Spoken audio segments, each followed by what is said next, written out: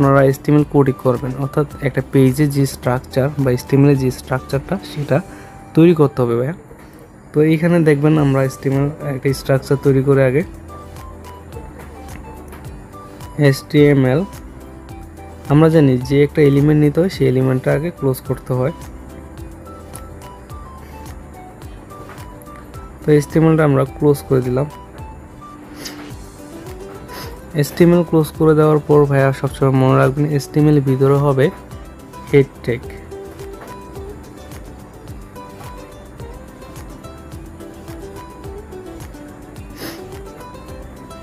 Head ট্যাগটা যেহেতু আমরা শুরু করছি ভাই, হেড ট্যাগটা আমরা ক্লোজ করে দেব।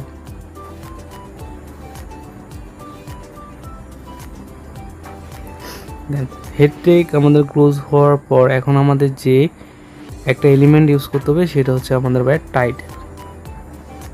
টাইটেল জিনিসটা কি সেটা আমি আপনাদেরকে পরে বলছি। তো টাইটেল ট্যাগটা হবে এই হেড ট্যাগের মধ্যবর্তী মানে স্থানে। তো আমরা টাইটেল ট্যাগটা লিখছি। যেহেতু টাইটেল ট্যাগটা আমরা শুরু করছি, টাইটেল ট্যাগটা আমাদের ক্লোজ করতে হবে।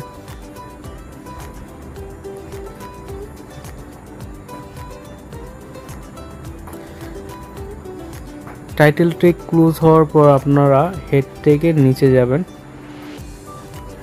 হেড ট্যাগের নিচে যাওয়ার পর এখানে আপনারা আরেকটা এলিমেন্ট নেবেন, সেটা হচ্ছে আমাদের বডি। বডি ট্যাগটা যেহেতু আমরা শুরু করছি অবশ্যই এটা আমাদের ক্লোজ করতে হবে।